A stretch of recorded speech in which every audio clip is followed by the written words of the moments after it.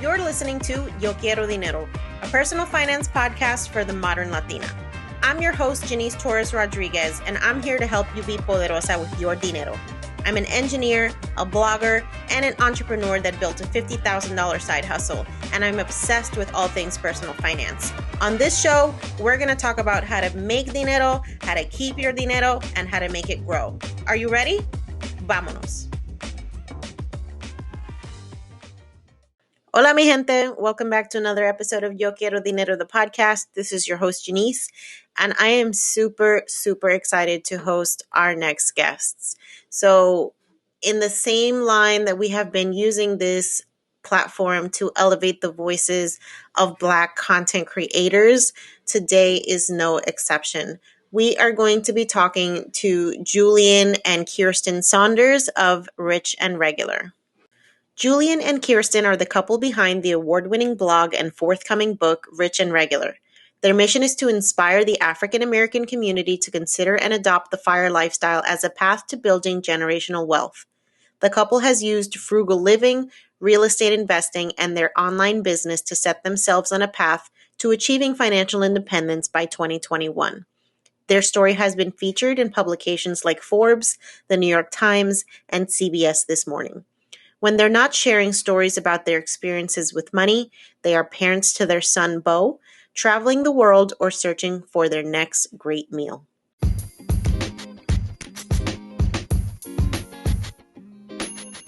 If you're a side hustler, a gig worker, or a full-on entrepreneur boss babe, you know that tax time sucks.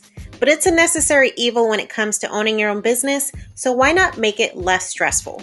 That's why I love Keeper Tax. Keeper Tax automatically finds tax write-offs amongst your purchases for your business, and it helps people save over $1,200 in 10 minutes on average. First, they scan your past purchases for write-offs. It auto-monitors your purchases for write-offs you might have missed, and at tax time, you can file your taxes right through Keeper Tax or seamlessly export your savings. To find out more, check out keepertax.com/dinero.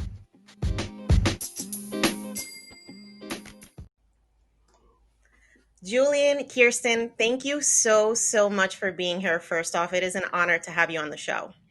We're so excited to talk to you. As soon as you sent us a note, we got super excited.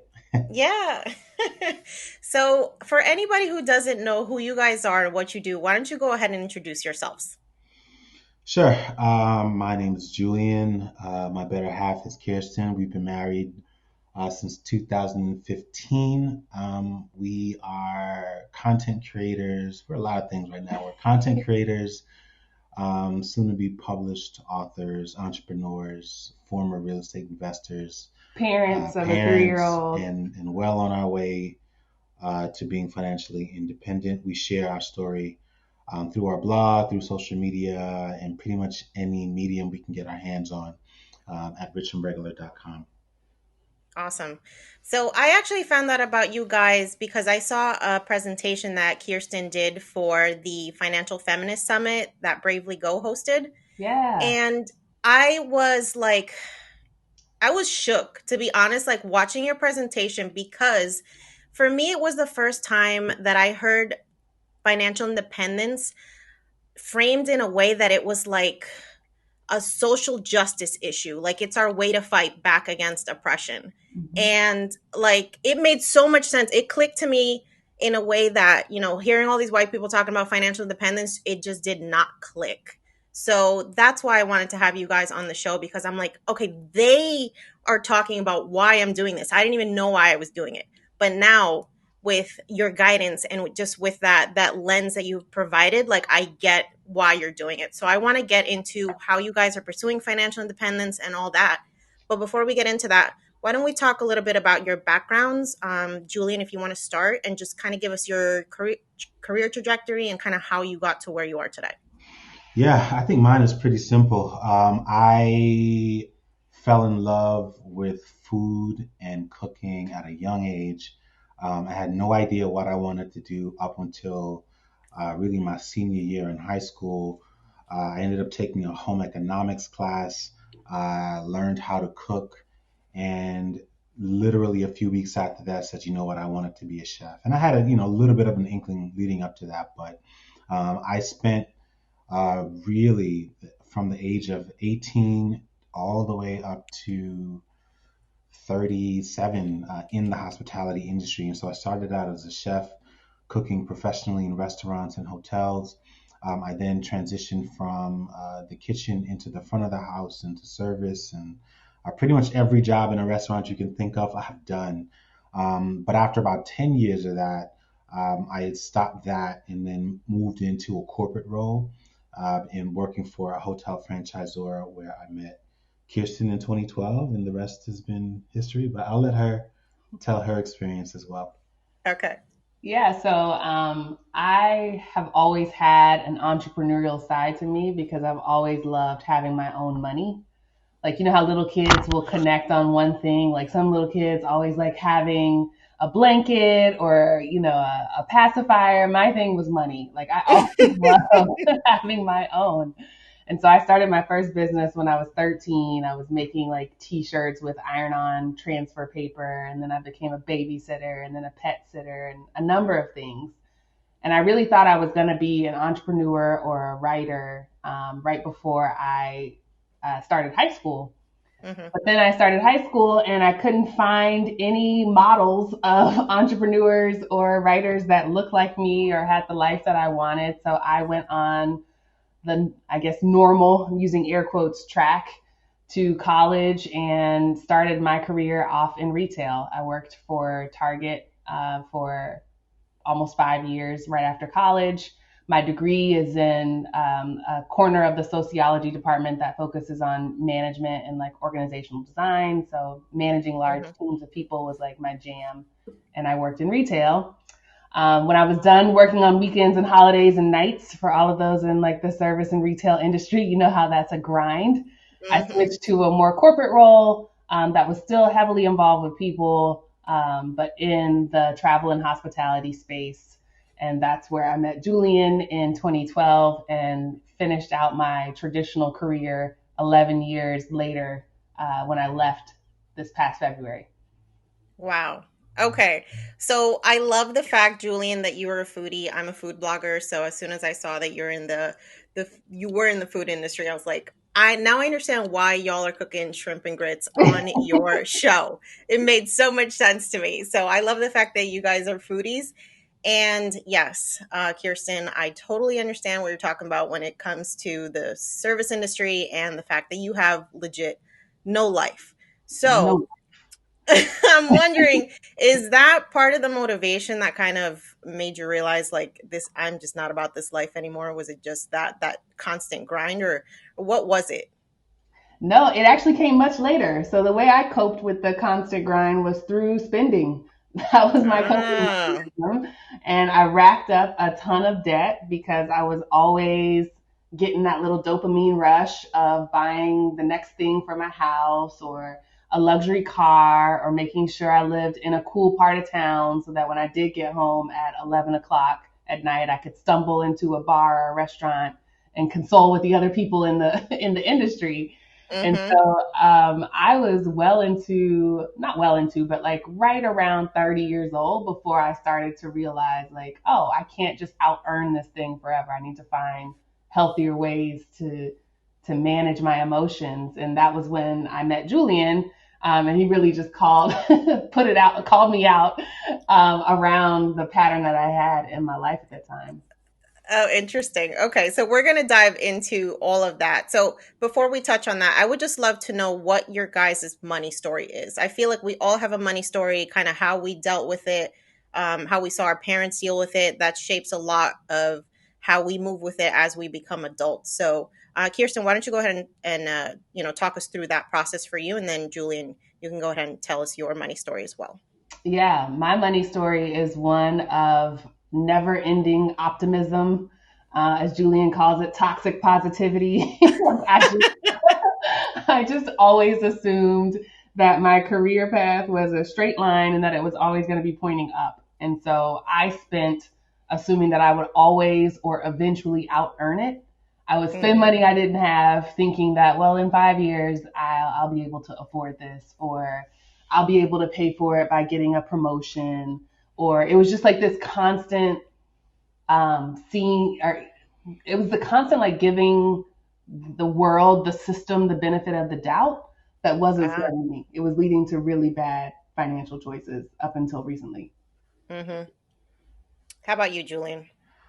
My money story is a story of 1980s Brooklyn crack and hip hop. Like that's Ooh. literally the environment that I grew up in. Obviously, I didn't know it would be considered the crack era at the time, but looking back, I mean, it was all around us, and so, but it was normal because we didn't really have anything to compare it to. Money was always scarce. It was, I always tell people money was literally like a leprechaun. Like it was just something that it was almost like a mythical creature. Like no one had it. You heard about it, and you might see it, in Manhattan, but or glimpses of it in Manhattan, but it wasn't something that anyone around me had as a child. I moved from New York to Atlanta right around the Olympics, so around 96. And that was really just a different, I guess, more softer suburban continuation of poverty, really. We Mm-hmm. weren't, it wasn't as bad as New York, but we certainly just did not really have a lot. Every dollar was basically accounted for.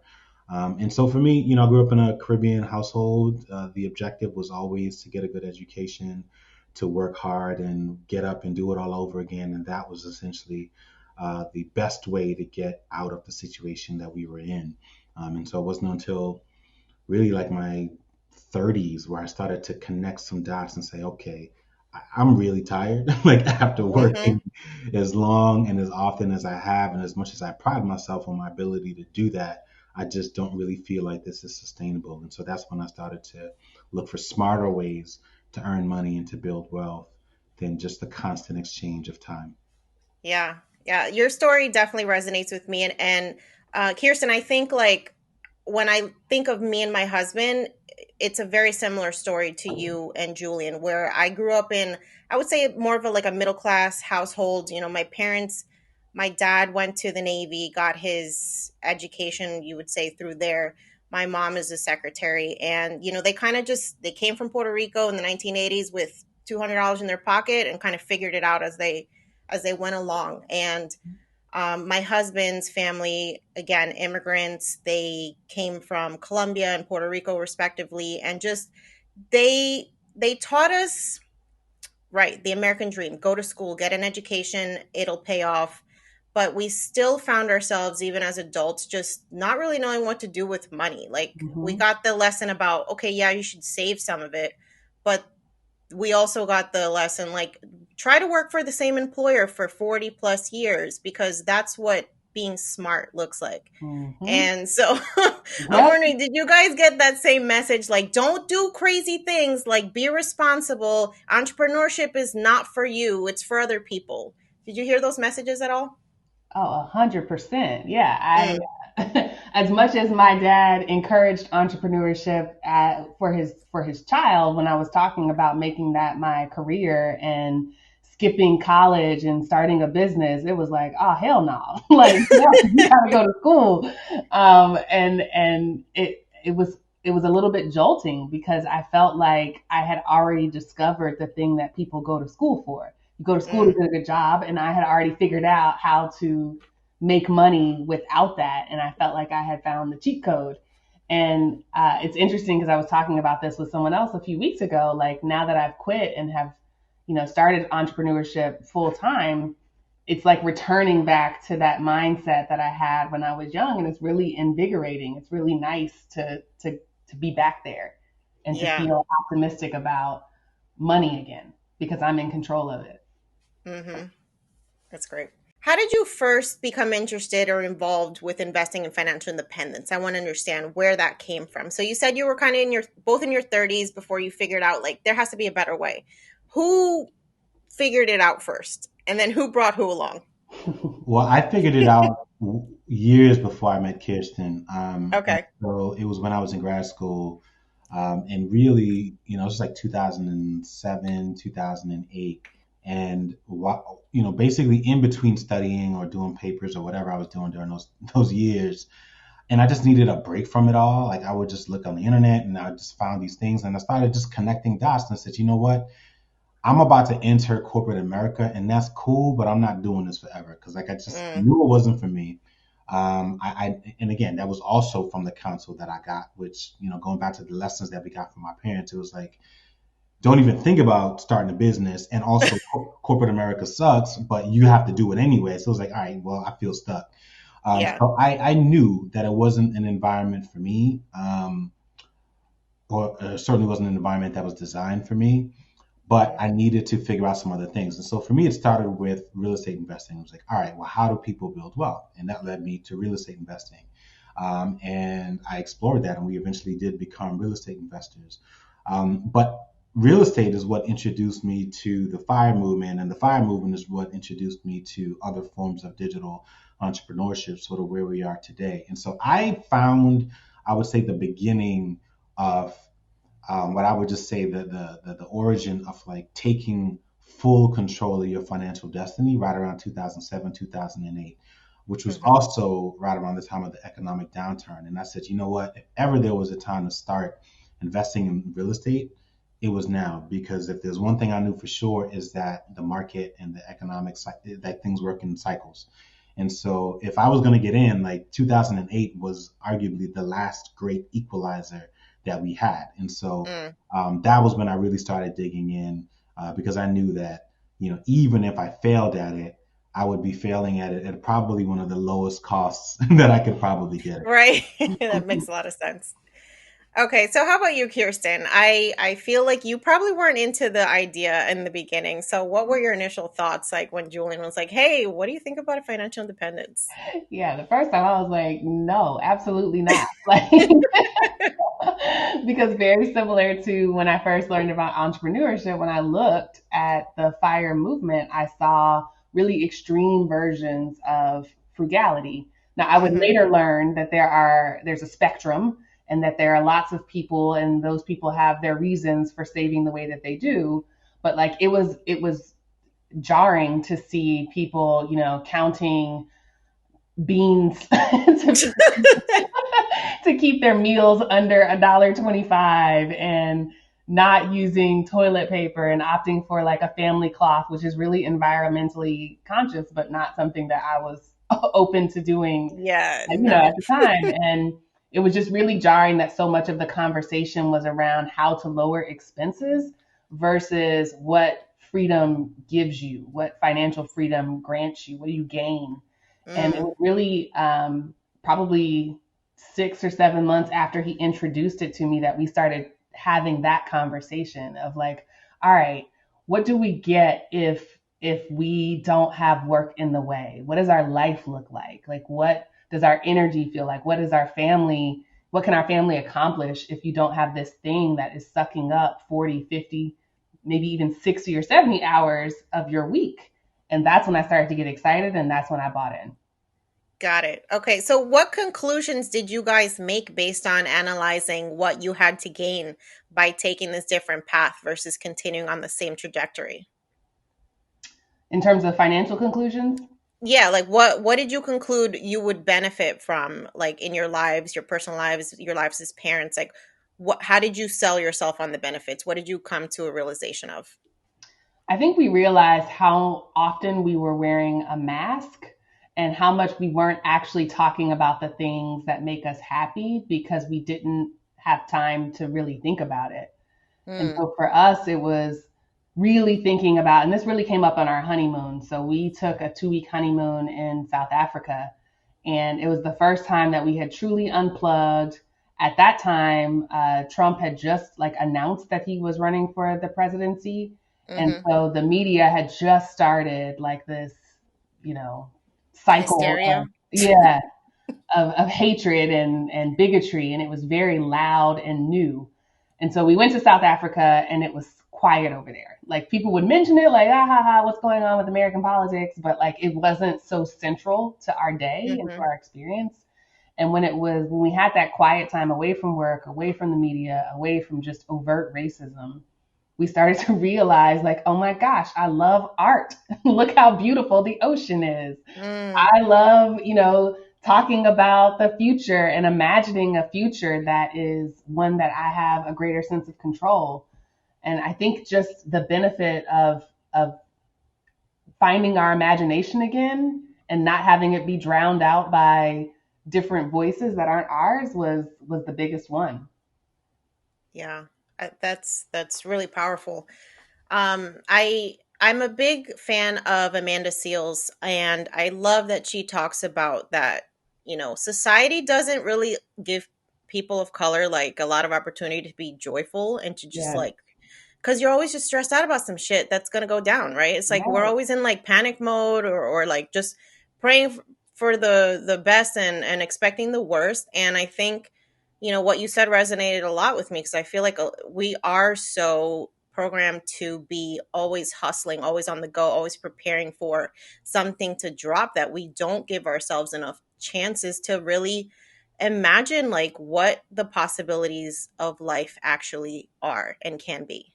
Yes. Yeah, that's definitely been my experience as someone who is fairly carefree and loves to laugh and likes things when they're easy. It's always been Mhm. something that the world, especially, my parents and the black people who love me have tried to cure me of. They want me to Mm, have a little more chip on my shoulder, be a little more pessimistic.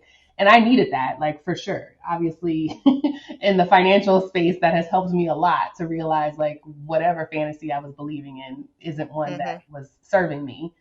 But at the same time, I also want to live a life that isn't so dark. I want to be able to laugh and to enjoy and walk through life like some of our white counterparts do. Yeah. Yeah, so one of the things I remember you talking about too during your presentation for the Financial Feminist Summit was that you came to a realization that like your chances of moving up in the corporate world just based on the data were not great. And so like what the hell was the point of continuing this endless grind with no guarantee of success when you could just take things into your own hands and decide that maybe I'm just going to opt out of this. Yeah. Yeah, it was a really sobering moment when I when I actually sat there and looked at the data because Mm, at the time Sheryl Sandberg had just come out with the whole like lean in movement and women were louder about the patriarchy and just all of the progress that we were making as women. But when I mhm. really looked at the data, I realized what that meant was white women. That's not the Mm, case for Black and brown women. We were not excelling at the same pace as our counterparts. And yeah. I have always known that some progress exceeds our lifetime. Like that's something that was also really ingrained in me from my parents. But I never thought it would be equality uh, Lord, I never thought it would be. I never thought it would be like feminist equality, like Mhm. men's equality. And Yeah. so realizing that even that message left so many of us behind, it was like, okay, well, I can't wait. Like this is moving way too slow for me. I hear you. I am surrounded by incompetent white males that are doing jobs they are just not qualified for, and it is so frustrating. It is. And oh my gosh, so I feel your pain and I understand why you're doing what you're doing, and it's literally the exact same reason why I'm doing it too, cuz ain't nobody got time for this. Right. Um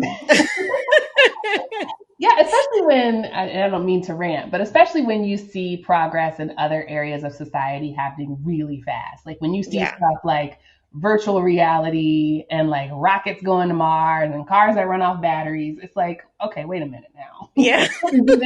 It shouldn't be this freaking difficult. Like we're talking about pay equality, we're talking about a diverse board, a diverse leadership, a leadership team. Like this shouldn't be hard. It doesn't even require science. This just requires a choice. And the Yeah. fact that so many people weren't making that choice started to piss me off.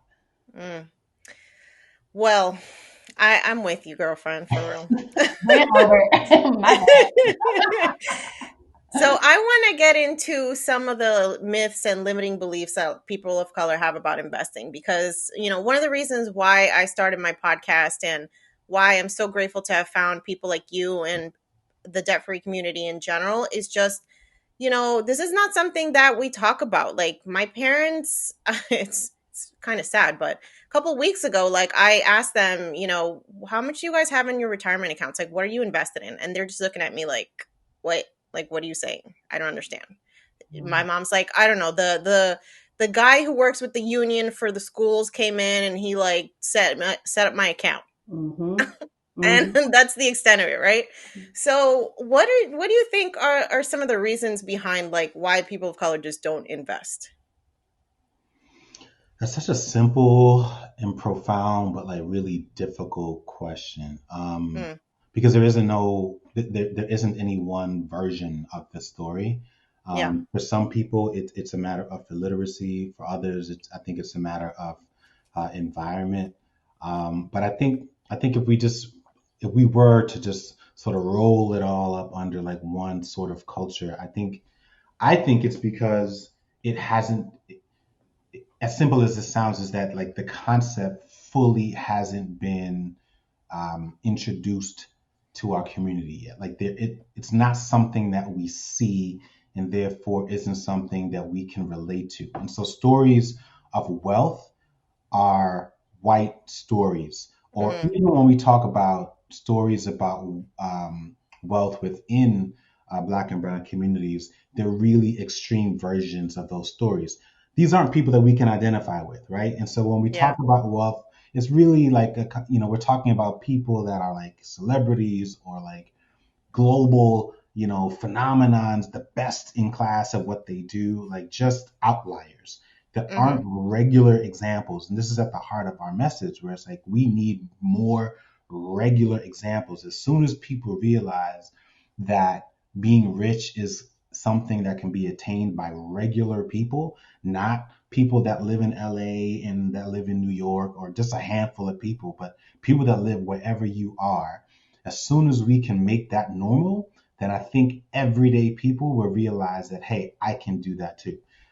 They'll be a little bit more willing to learn. And that's part of the reason why we don't focus nearly as much on the how to, because before we focus on the how to, we have to help people understand why it's Mm, important, like why they should even consider doing any of these things. And so, yeah, there's no one thing. I think it's just a matter of it not being reflected to them every single day. And I think the more you see things and hear things every day, the more normal it becomes, and the more willing you will be to try those things. But so long as it's a story that's being told outside of our window or outside of our worldview, like we'll never be able to fully wrap our heads around it.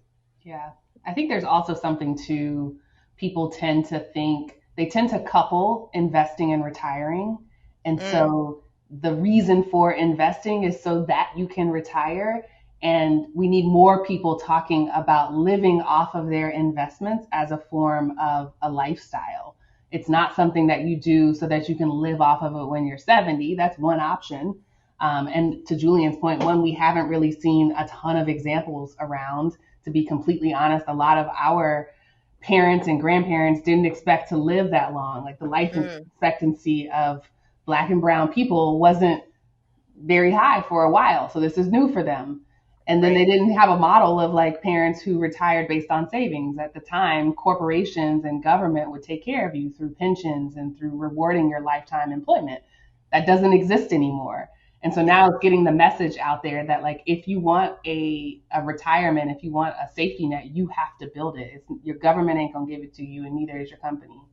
And so just normalizing the idea of investing early and investing in a way that you can actually live off of that and not have to go into a 9 to 5 every day is a fairly new message. Yeah, yeah, that's such a good point. I mean, the path to wealth for my family was like go play the lottery, and it still Mm-hmm. is, I Yeah. think, to this point, Mm-hmm. it's just an extreme one way or the other, and I definitely agree with you that there's just not enough emphasis placed on the the power of investing to really become a source of income outside of retirement. Yeah, that's a really great point. All right. So I know there's been a lot of discussions, especially as of late, about the racial inequalities in this country, which, welcome to 2020. I mean, like, I don't know who didn't know this existed, but if you're just becoming aware, welcome to the party. Right. Um, thank you for being here. Hope you stick around. um, so, and along those lines, there's been a lot of discussions about not only the wealth gap, which is traditionally talked about between men and women, but there's also the racial aspect of it. And so for people of color, like, why should we care about building wealth from that standpoint? Like, what do we have to benefit from by kind of closing that wealth gap that exists between blacks, whites, brown people, all people? Yeah, so I think especially in a political environment like this, I think it's really, really, at least it's clear to me why wealth is so important. I mean, wealth is what shapes policy. It shapes communities. It shapes health standards for families and communities. It impacts every aspect of your life. And so what we're realizing now is, and, I don't know where the breaking point is, but you could argue that I've always believed that whenever you started to see uprisings and violence and riots, that's a pretty good indicator that whatever number you're at, whatever that multiple is, that's you're probably reaching a threshold where people are saying, you know what, what's the point? Why should I Mm, even bother to continue to be civil or participate in this system that does not give a shit about me, that does not care about my legacy, does not care about my needs? No matter what I do, I can't win, right? That's what happens when you back people or even an animal. I remember this from being a kid. You back a dog into a corner, you'll see a very different version of that dog. hmm And I think that's what we're seeing right now with a lot of these communities and people who have just felt like they've just been completely taken advantage of, and that there's nothing that they can do to win. There's no safety net, there's no program, employers don't care about them. And so, that's part of the reason, again, why we are focusing on the why, helping people say, okay, I get it. You're angry about social justice and uh, uh, criminal justice and law enforcement. You're angry about those things, but I want you to connect the dots between that and wealth building, because that is also a pathway that you can take to drive change. A few months ago, actually at the beginning of this year, we spoke to some students at Auburn University, and it was about helping them do just that, connect the dots between financial independence and social activism. And we helped them understand that by really reading a story, or actually a letter written by Dr. King. And hmm he started out this story, he was writing it in jail, and he was writing the letter saying, I planned on staying in jail for the full 21 days after doing this peaceful protest, but we didn't get a chance to, because on day 3 we were bailed out by an anonymous donor. And the Mm, question I asked was, well, who was that person? Like, who yeah. cut that check, or who were those people that did that time and time again to make sure that he could get out? And that was the message that I said to them. I was like, no, so you may not be out there on the front lines, you may not be out there protesting, losing your voice. That's fine, but there are other versions of fighting the good fight. And so, for those people who are engineers, who are scientists, who are entrepreneurs, who have money, they can use that money for good. And don't let people who are on the front lines shame you into saying that you cutting a check or sitting back, and funding things is not as relevant or as powerful. Like, that's just bullshit.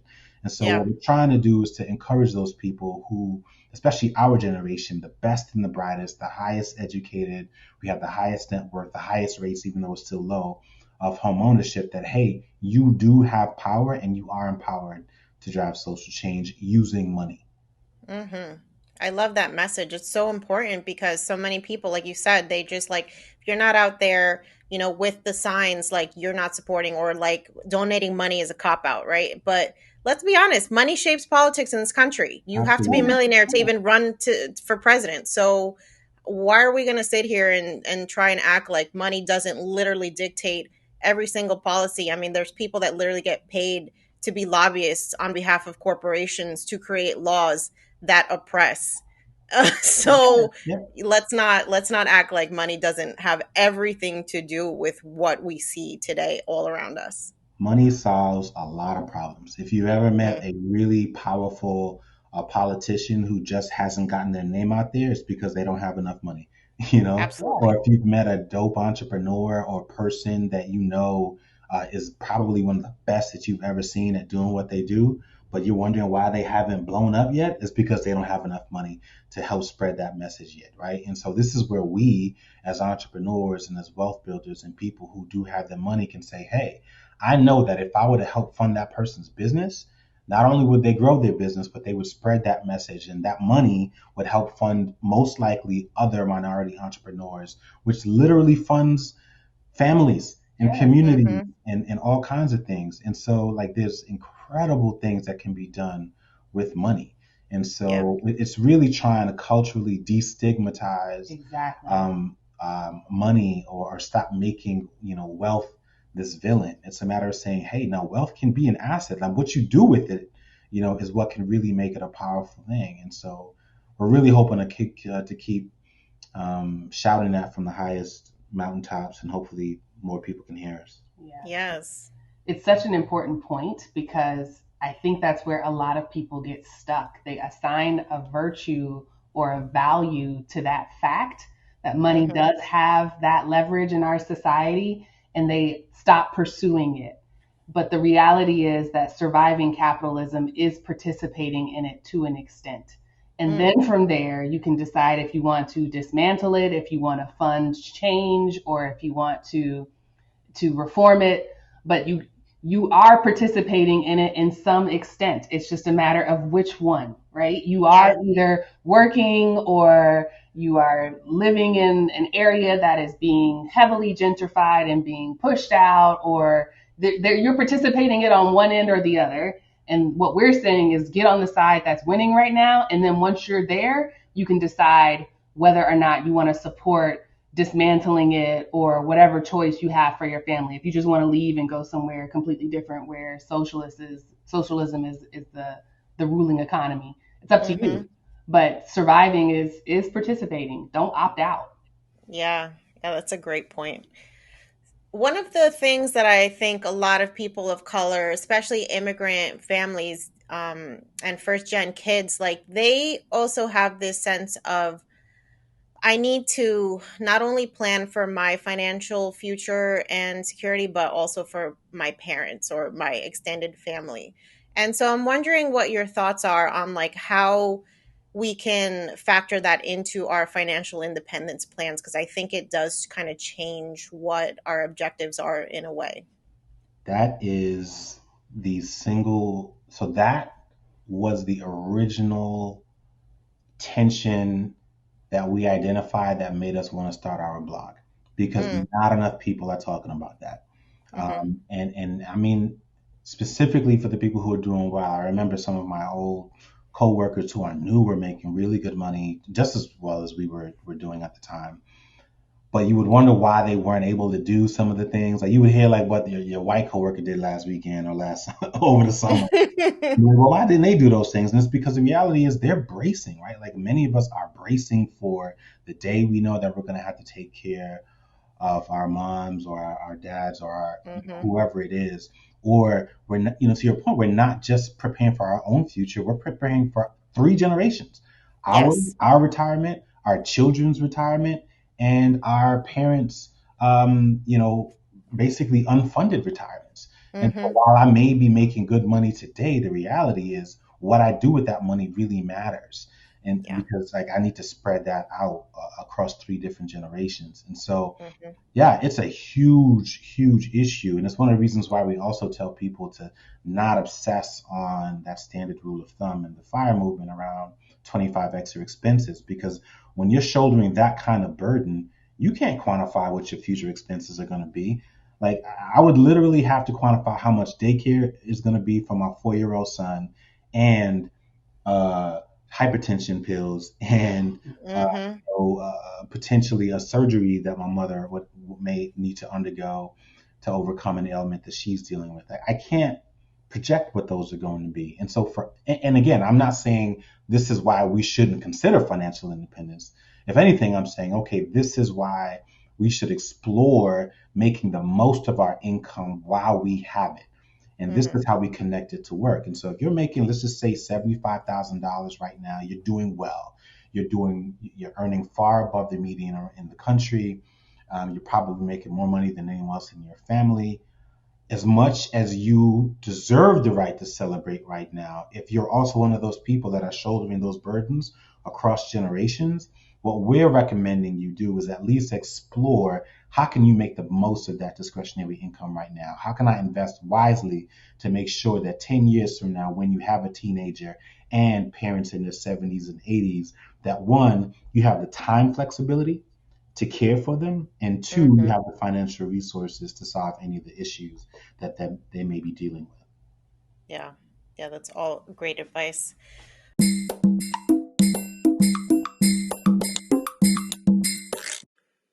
Even though this is a presidential election, there are many more candidates on the ballot besides the president.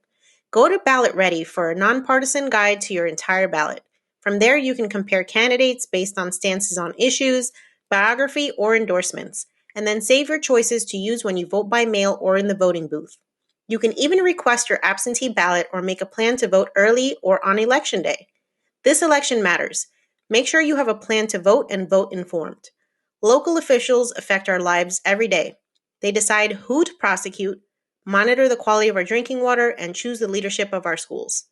Go to ballotready.org and enter your address to make a plan to vote and vote informed.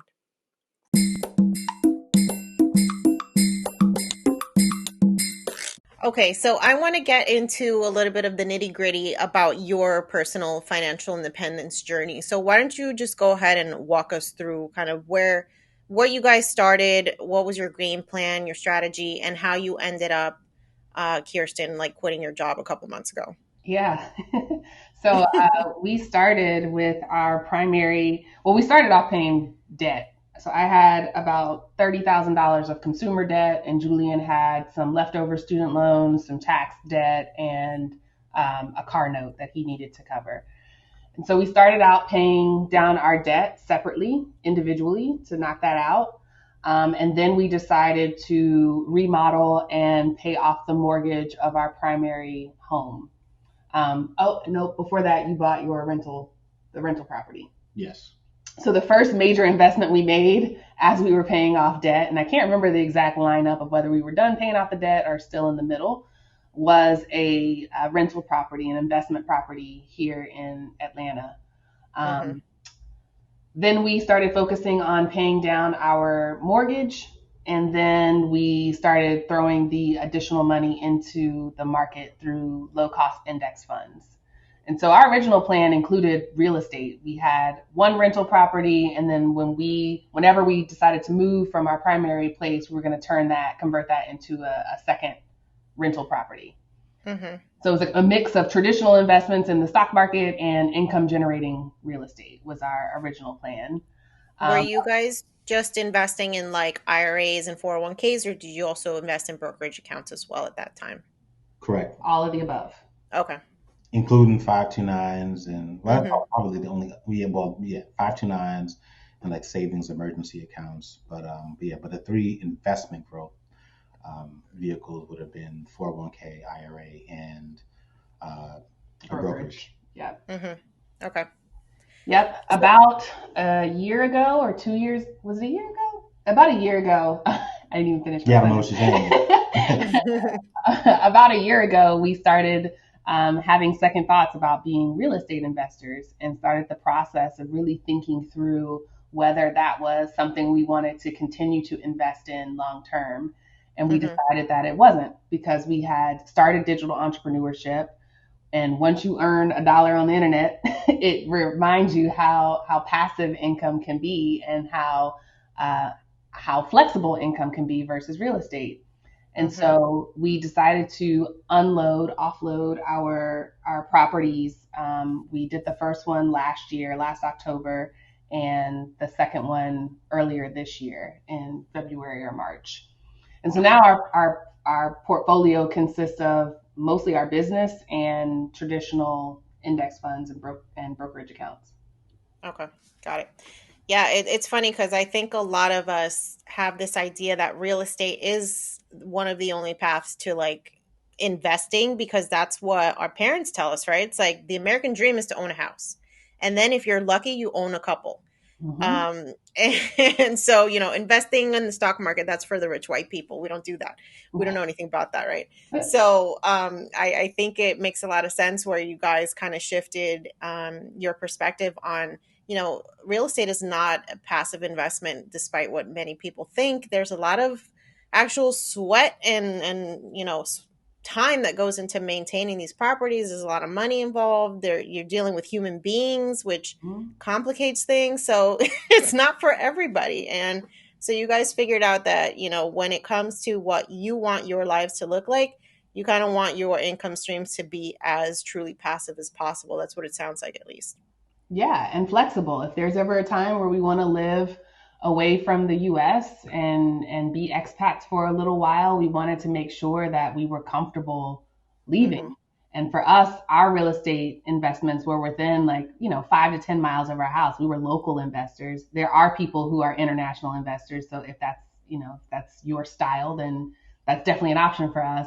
But this is what makes personal finance so personal, is like when you got to think through your own risk tolerance and how you prefer to be an investor. And for us, it was like, if we're living in Puerto Rico for a season or a couple of years, it's like, do you really want two properties back in Atlanta, one that needs a water heater and one that needs a roof? Like, is that the kind of problem you want to be dealing with while you're sipping pina coladas and responding to emails?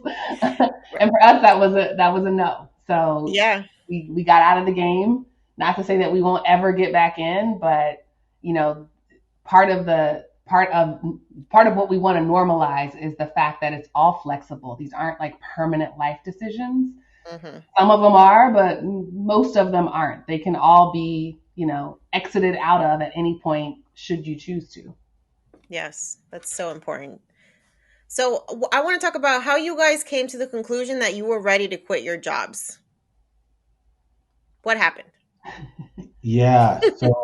So I quit my job in 2018, summer 2018, Mm-hmm. and I just really just had enough. I mean, I had Yeah. at the time a really, really awful boss, which was the first. I mean, I had bad bosses, but like this one particular person was really bad.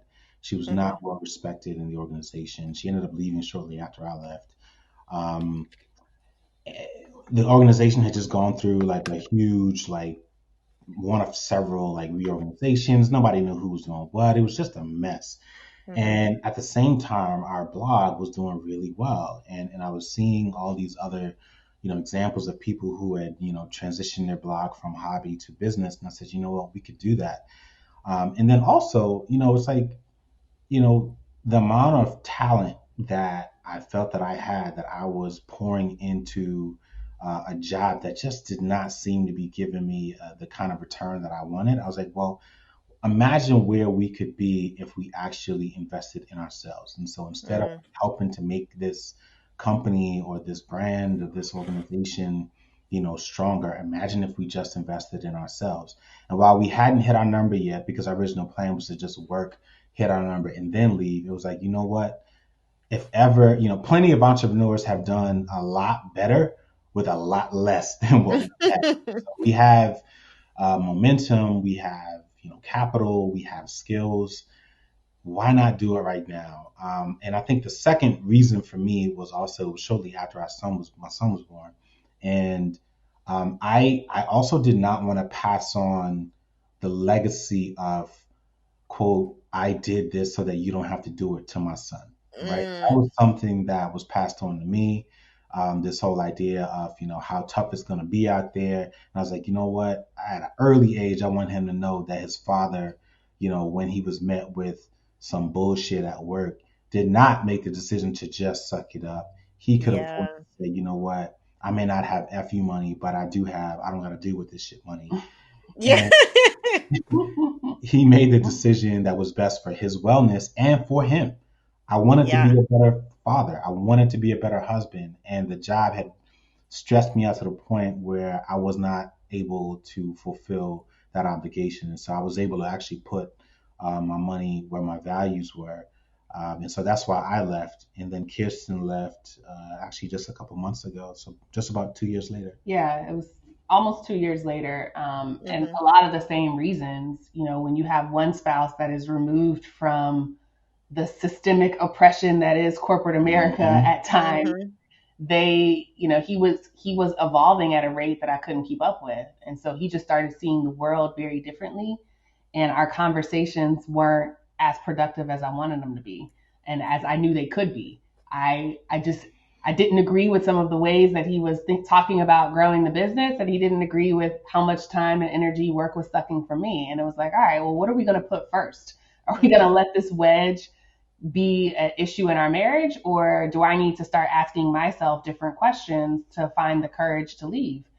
And that's kind of where my process started. And to Julian's point, every question that I asked myself, other than, is this the date that we decided on that I was going to leave my job? Like, that question was, the one that I had to do away with to actually get to the right answer. But Mm-hmm. I asked myself, what's really at risk here? Will I be a better mother? Yes. Will I improve my marriage? Yes. Do I believe that the mission associated with Rich and Regular is one that could create change in some way? Yes. And at that point, it was a no-brainer to say, well, then what the hell am I doing going into an office every day answering emails? Like, Mm-hmm. it was a matter of just making the decision and having the courage to stick to it. Yeah, that is, I mean, you guys are fucking goals. I can't even handle it, honestly. But I know like this is not an easy decision, right? So like that we are programmed to seek comfort as just a species. And everything that you guys are doing is just so anti, let's just be comfortable, stick with this bullshit ass job for like 40 years and enjoy like a couple years of retirement when we're too old to move. So Mhm. like what keeps you guys motivated and in a place of hope versus fear? Um, I don't know. I doubt we have the same answer to this, but Probably. I would say for me, I just turned 40 a couple weeks ago, Oh, happy and birthday. thank you. What I really love about like sitting at this really interesting age is that I have the benefit of looking back on like 20 years of adulthood, Mm, um, and still being able to relate to like people who are 20 years my senior in some way. And yeah. so for me, it's really just a matter of saying, okay, what do you believe? Like, do you believe, and I'm also a student of history, right? And so it's like, I know what change looks like. I know what change or how quick change could come about. And you really just have to be honest with yourself and say, all right, is what you're doing working? Is this Hmm. belief system working? Is the path that you're on producing the kind of results that you said it's producing? Are you happy? Is what you're spending money on happy? Is the rate of your money growing happy, right? Like, does this feel right? And Hmm. for me, in some ways, the answer was no. Like, I was not happy. I knew that I could do better because I'd seen and witnessed examples of that, or I'd studied examples of what better could be. And I'll also say, just kind of, entrenching ourselves in this community and hearing some of the amazing stories of remarkably mediocre people who have accomplished incredible financial things. Like, that to me was hella motivational. I was like, Yes. damn, if his average ass could do this, I know I could do this in my sleep. Facts. I Yeah. can do this in my sleep. And that's not arrogance. You know what I mean? That's No, it's inspirational. a fact. I'm friends with those people. And I was like, man, I love them. I'm Yeah. like, man, you are like, to see somebody that's a multimillionaire that's like, man, I'm still trying to figure this out. I'm like, God damn.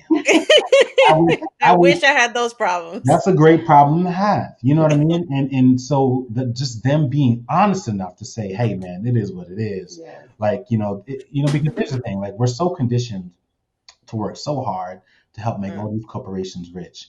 And so when you take this approach to indexing, what you're investing in some ways, is that belief. And the belief that there are still hundreds of millions of people who still believe in hard work and will do whatever it takes to make these corporations rich. And so it's up to you to say, okay, you know what?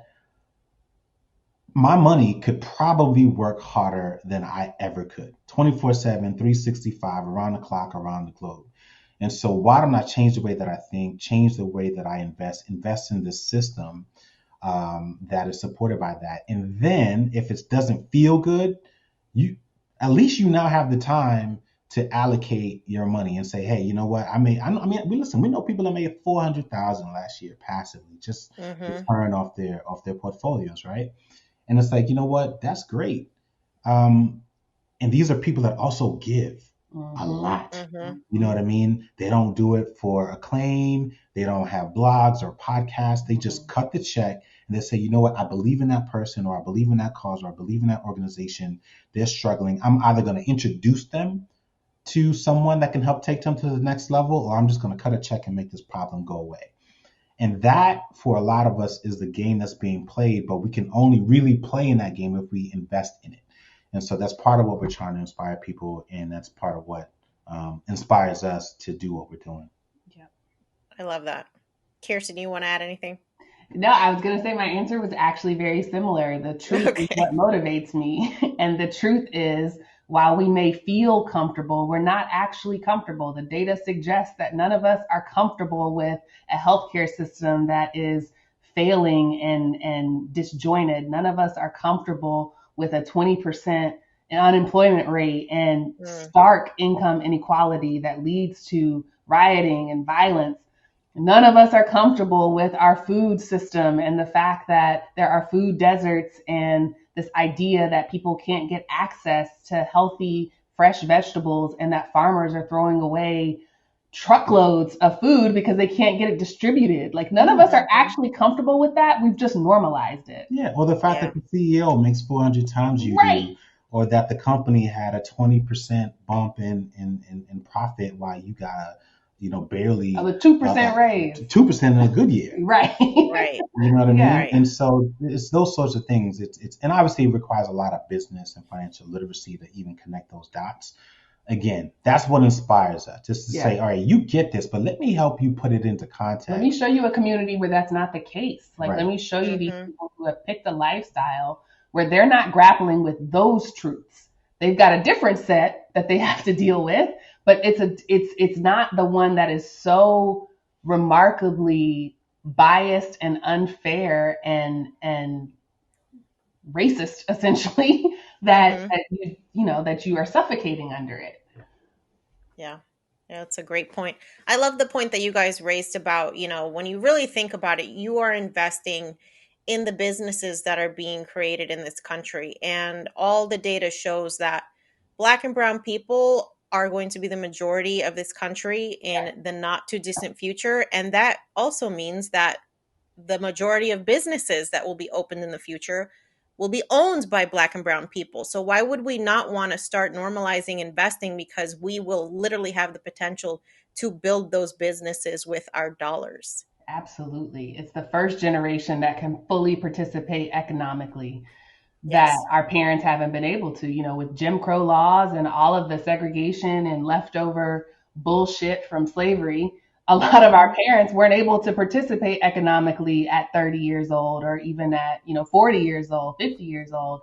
And so Mm-hmm. to miss that and to not leapfrog a generation is something that we're really concerned about. There's a lot of data that suggests if we don't change anything, the median net worth of Black families is going to be zero by the year 2053, which is right around the corner. It sounds far away, but it's 30 years, and Lord willing, the creek don't rise, I'll still be alive. I don't want to see that for us. And so it's super important that during this glitch in the matrix of pandemic / social revolution / reckoning of work culture, that we all dive in and start claiming what's ours.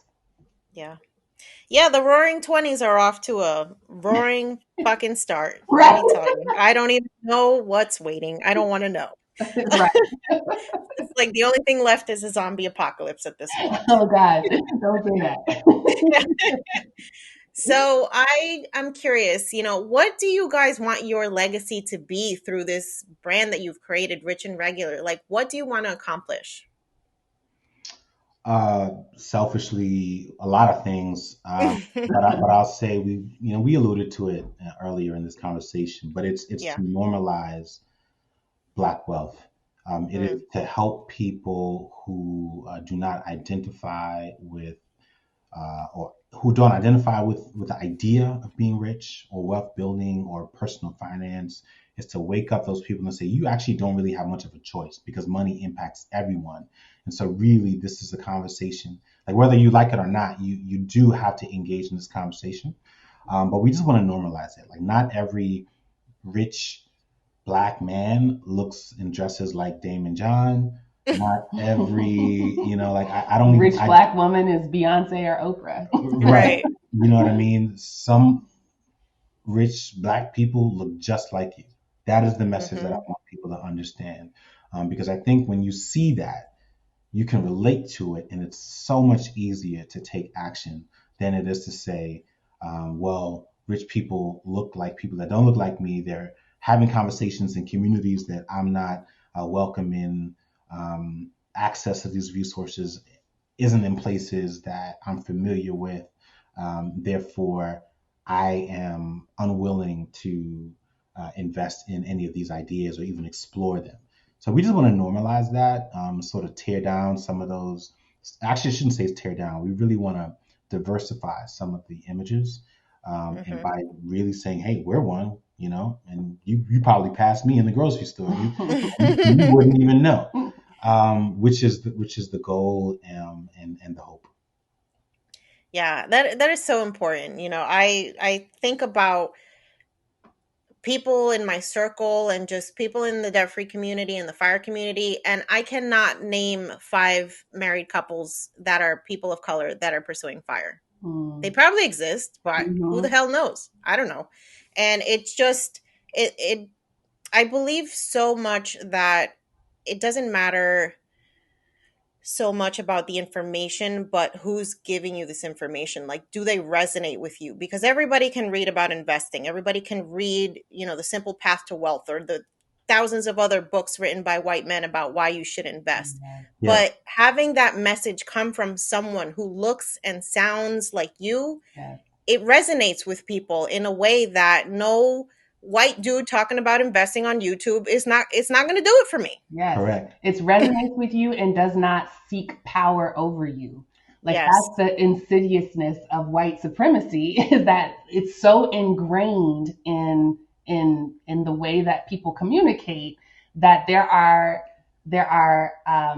messages and tones and positioning that's like that sounds like you want control over me. The Mm, goal is to redirect you to come up with your own financial plan. Sure, I can give you a framework, a way to think about it, but if you truly want to be financially independent, you have to learn to think for yourself. You shouldn't outsource your plan to this 7-step model or this, idea of how I think you should be financially independent. You got to come up with that on your own, and that's what we seek to do. We want people to have better conversations about money so that they land on their own decisions. Like you don't need my advice. You have the answer.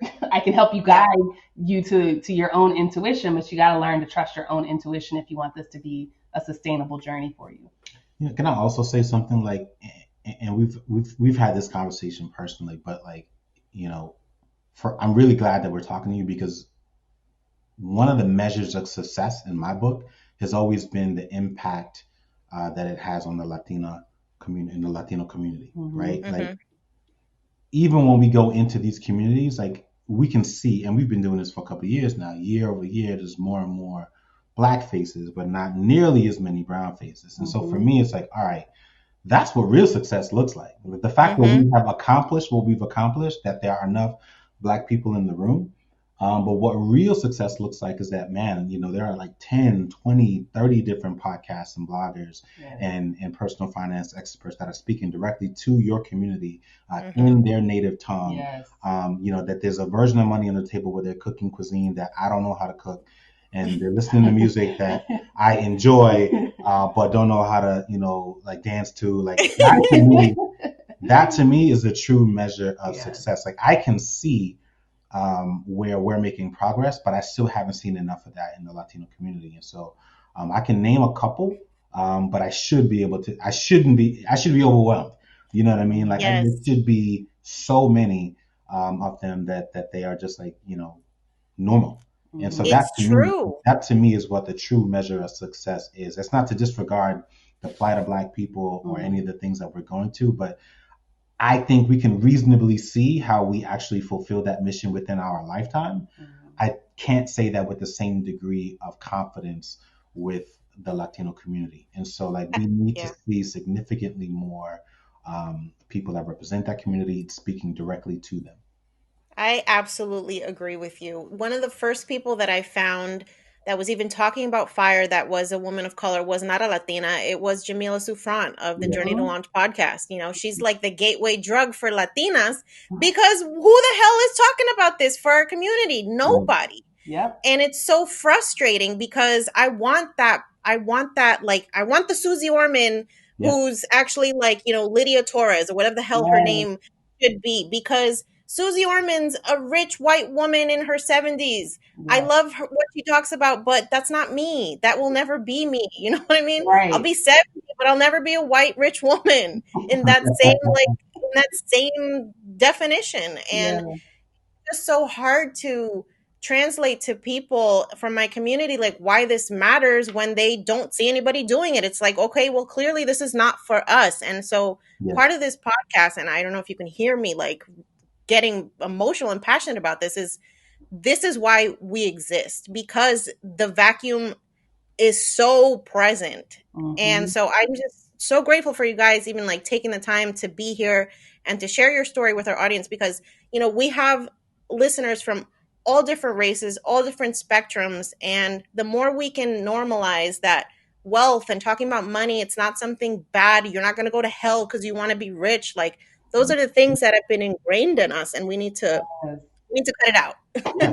And in white spaces, that conversation sounds crazy. Yeah. Yeah. But I know exactly what you mean. Yes. I hear Yeah. it in your tone, you Yes. know what I mean? And so those are conversations that have to be had at your table. You Yeah. know what I Yeah. mean? And so for us, it's like, all right, how do we inspire them and trust that they are also having those conversations in their own home and within their own community? And we'll meet up whenever there's a venue that enables us to do that, Yes. Mm, comfortably, or we'll just create one of our own. yes. But yeah, I've always thought that, as especially as now that we've been in it a lot for 3 years now, it's like, all right, I need to be seeing more. You know what I mean? The fact Hmm. of the matter is, I mean, between Kara and you, this is probably the second.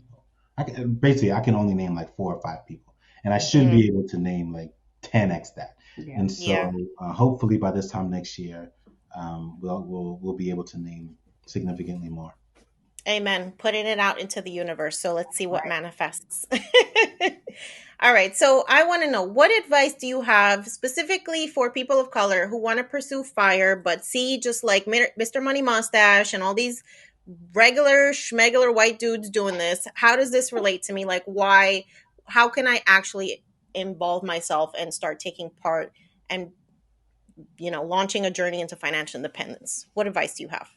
I would say treat it like a buffet. Like you don't have to eat everything on the buffet. Yeah, there are some things out there that that may not necessarily be to your particular taste, but go there anyway. Listen to it anyway because it's free game and it's Mm-hmm. right and it's working for them. And there are no barriers to entry. You can replicate a lot of those things. Obviously, there's some things that come across as tone deaf. There's some things that may not necessarily work for you culturally or socially. But this is where you come in as a self empowered person. You can take what you want, eat what you want, and leave the rest. And so Mm, that's really the message that I would say. There's really no, I mean, if there's a particular personality or where the personality that you're just particularly drawn to, that's great. Follow us, follow others. That's perfectly fine. But I think at the end of the day, people have to ultimately make a decision as to whether or not or how they are going to explore this. But the merit of the message, the principles, the tactics, doesn't matter who it's coming from. They're all relevant. And so I think the advice is really to just start and to not let the lack of relatability be an obstacle to you, making progress. Yep. Yeah, I that's great agree. advice. Go ahead, Kirsten. I was just saying I agree. I love the idea of the buffet because the reality is no one can be everything to everyone. And so, Hmm. stop looking for one guru and just acknowledge that this is a community, and just like your neighbors, there are people you want to have breakfast with but maybe not a beer with. There's people that you don't mind saying hello to but wouldn't necessarily go on vacation with them. Like, you got to just recognize that there's beauty in the diversity of the community, and you get to choose how often you engage with the content creators. Yeah, that's such an important message. And by you learning these principles that people have already figured out, you can become those gurus. So it's not Mhm. just about learning the information, but then it's about sharing it and spreading it, because that's how we make real change. Once we Yeah. start being the examples that we don't have, it changes things fundamentally, I believe. Yes. And the other thing I'll add, that's actually a really good point, because the other thing that I'll add is that 95, maybe more like 97% of people who are pursuing fire don't have a blog. And so Mm, don't think that the people who write about it online are representative of the larger community. You really don't understand how big and how vast it is until you actually leave your computer screen and go to the meetups and go to the camps and the conferences and start to actually engage with people, where you start to see like, oh, okay, it's not just something you have to do and blog about. Like, it is, there are a lot of people who are doing this quietly on their own, and you don't meet them until you go to a restaurant at 2 o'clock on a Tuesday and you're sitting mhm. there like, oh, I wonder what these people do. And oh, I'm retired. And Yeah, that, you know, yeah, that's a great point. All right. So before we wrap this up, I'm curious, do you guys have a specific quote or a mantra that you live by that keeps you in the zone? I do. She probably has a quote from Beyonce or something like that. what's yours? I might have the same one. You definitely don't. Oh. Mine is innocence is simple, but simplicity is not easy. And it Mm, really speaks to, it was actually a quote that was used to describe a jazz musician, Thelonious Monk. But mm-hmm. the latter part is what I also think about when it talks about financial independence, because the principles themselves are incredibly simple, right? Like, spend less, invest more, Yeah. and let your money work for you. But that doesn't mean that it's easy to do, right? Like, that's it. Hmm. I could write a book and it be however many words that was, and that's it. But people really, really struggle with that. And so, what we're trying to do is to, all right, get a little bit more creative, and make sure that we can make that message resonate with a particular audience of people so that they can be a bit more encouraged to actually get it done. But yeah, Hmm. simplicity is not easy. That's what I live by. Yeah. That's a good Love one. that. Mine is probably get rich, stay regular, I love that. which is just a reminder for me around being fully aware of class privilege. And while I don't have white privilege, the more money and the more income that I make, it exposes me to a different kind. And I Mm, want to make sure that I'm always aware of it and not perpetuating it, and recognizing that me having more money than someone or more wealth than someone doesn't make me better than them. It just means I had different choices or made different choices. So I like yeah. to humble myself pretty regularly. Well, it's funny that you say that, because I think there's a lot of guilt when it comes to wealth in our Hmm. communities. There is just like this idea that you don't know struggle because you have a little bit of money. And I know I've personally heard, like, off the side comments from, like, even people like my mom, that it's just Hmm. like, I'm not a parent. So, when I tell her I'm going on vacation, she's like, but how do you afford to go on vacation 4 times a year? You must not have real problems. Yep. And it's Hmm. like, we need to stop shaming ourselves and Yes. shaming each other for, like, succeeding, because isn't that the point? Isn't that why you guys wanted us to do this? Woo, that's a whole other episode. It is. Because Did I yes, did I touch a nerve? Listen, I'm telling you, this is why we are doing what we're doing, because Mm, it's time that we start having these conversations, because again, like these sorts of tensions aren't just like frustrating for you individually. They have an impact on your marriage. They have an impact yes. on the way that you raise your children. They have an impact on the relationship that you have with your parents. And so we've got to be able to talk about these things in a healthy way, and to not let them get in the way of making the sort of change that, if we're talking about it, to your point, like this is why you sacrifice, mom and dad. Right. You sacrifice to get us to this position. Now here I am, and you're shaming me for being here. Mm, Like, what yeah. is that about? Let's talk about that. And so, yeah, it's a powerful, powerful dynamic that I think certainly needs to be discussed, and hopefully, over the next couple of years, we can help to play a role of chipping away at that. Absolutely. Man, well, this has been an amazing conversation. I am so grateful for you guys being here, especially on Juneteenth when, we are celebrating everything that it is to be Black in America. And you guys are just such inspirational, especially as a couple. Like, it's really, really inspirational what you guys are doing. And so, for anybody who wants to find out more about you and follow your journey, where can we find you? We're at richandregular.com, and then we're on all of the social medias, Twitter, Facebook, Instagram, Pinterest at Rich and Regular. And we're also on YouTube, and we just launched a new series called Money on the Table that combines our two favorite things, money and food. And you can join in and kind of eavesdrop on conversations that we have about money. I love it. And you guys do have an upcoming book coming out, right? Yes. Oh yeah, Yeah. we Hey, are. go plug it. Plug it. Let's go. Yeah, so we don't have a release date yet, but we signed a book deal with Portfolio Books, which is an imprint with Penguin Random House. As of today, the book should be Summer released to 2021. summer 2021. So during this quarantine pandemic time, we are chipping away at writing chapter after chapter. But we're really, really excited about that book. And, very similar to some of the conversations that we've had here, is using it as a vehicle to help inspire more and better conversations about money within Black and Brown communities. I cannot wait. I hope that by then the world has returned to somewhat of a sense of normalcy in the sense that we can travel, because I would love to see you guys here in Florida doing a book signing. I'm so excited for what the future holds for you. So thank you again for being here. Thanks for having us.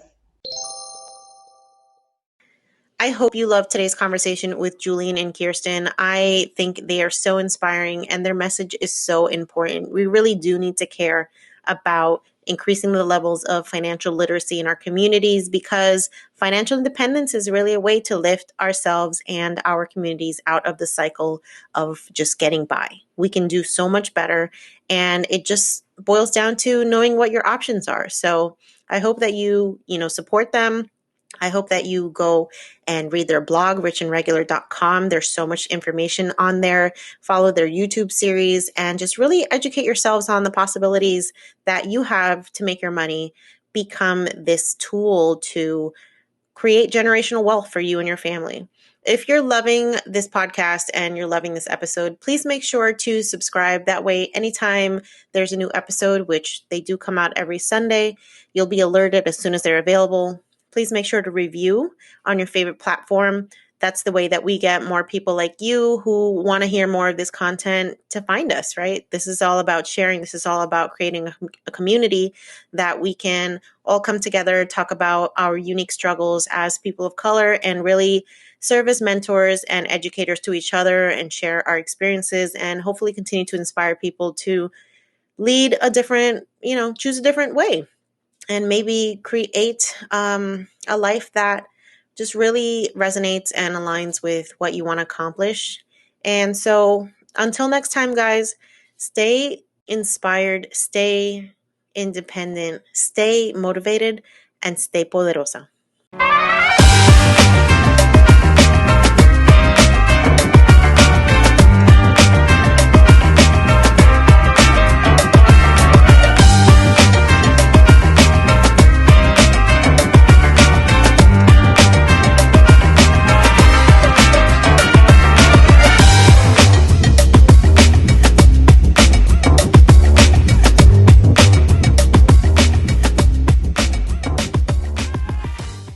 On the Yo Quiero Dinero podcast and associated entities, all information provided is for general information purposes only and does not constitute accounting, legal, tax, or other professional advice. Listeners should not act upon the content or information found here without first seeking appropriate advice from an accountant, financial planner, lawyer, or other professional. We assume no responsibility for information contained on this podcast and associated entities and disclaim all liability with respect to such information, including but not limited to any liability for errors, inaccuracies, omissions, or misleading or defamatory statements. Usage of this podcast and associated content constitutes an explicit understanding and acceptance of the terms of this disclaimer.